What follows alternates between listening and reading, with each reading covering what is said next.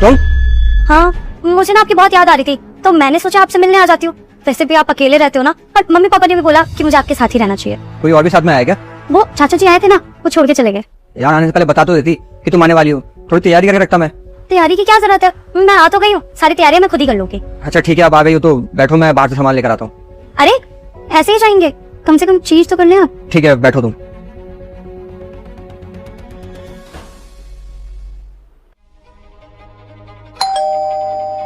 मैं देखता हूँ। शान, मैं इतनी देर से कॉल मैसेज कर रही हूँ, मेरा फोन ही नहीं उठा रहे हो तुम। कौन है शान? ये मेरी बहन है। बहन? कौन सी बहन? ये दूर की बहन है।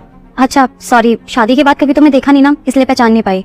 वैसे तुम आसपास ही रहती होगी ना, तभी इतनी जल्दी आ गई। हाँ, ये पास में रहती है तो कभी कभार मुझसे मिलने के लिए चली आती है।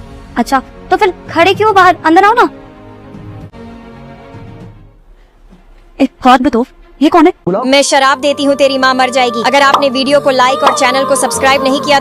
तुमने तो कहा था कि तुम यहाँ पे अकेले रहती हो, और कितने दिन रहेगी यहाँ पे? मुझे खुद नहीं पता यार, अचानक से आ गई है, कह रही है कि कुछ दिन नहीं रहेगी। देखो तुम ना ज्यादा मेरे साथ खेलो मत, मुझे पता है तुम इसको भी डाइवोर्स नहीं देना चाहते और मेरे साथ भी गेम खेल रहे हो। चुपचाप ना इसको जल्दी से जल्दी डाइवोर्स दो, मुझे नहीं पता।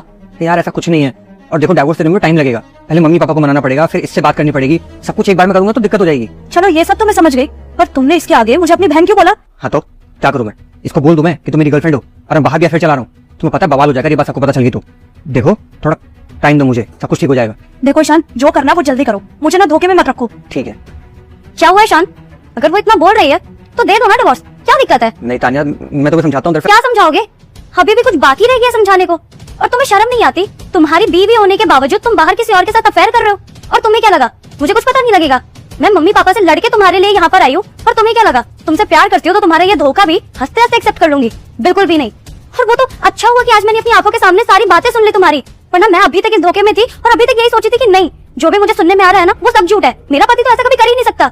लेकिन आज सारी सच्चाई सामने आ गई, और अगर तुम्हें अलग होना ही था तो मुझसे आके बोल देते ना। अरे मैं खुद खुशी खुशी तुमसे अलग हो जाती, ये इस तरह से धोखा देने की क्या जरूरत थी तुम्हें? तानिया मैं तुमको बताने वाला था इस बारे में, लेकिन अब अचानक से तुम आ गया, तुमने सब कुछ सुन लिया। देखो यार प्लीज मुझे माफ कर दो। तुमसे तुम्हें क्या ही बोलूं, और तुम तो एक औरत हो ना, एक औरत होते हुए दूसरी औरत का घर तोड़ते हुए शर्म नहीं आती? और वो भी ये जानते हुए कि ये शादीशुदा है। खैर, जब अपना ही सिक्का खोटा हो तो दूसरे को क्या ही बोलना। और रही बात अब तुम्हारी माफी की ना, तो नहीं चाहिए तुम्हारी माफी, अपनी माफी ना अपने पास रखो। और तुम्हारी माफी का क्या करूं मैं? तुम्हारी माफी तो मैं एक्सेप्ट कर ही नहीं सकती, क्योंकि तुमने ये जाने अनजाने में नहीं किया है, जानबूझ के किया है। तो अब अपनी माफी अपने पास रखो, जा रही हूँ सबको तुम्हारी असलियत के बारे में बताने। तानिया मेरी बात तो सुनो। अरे तुम इतना सैड क्यों हो रहे हो? तुम चाहते थे ना उसे डाइवोर्स देना, हो गया, अब वो खुद चली गई।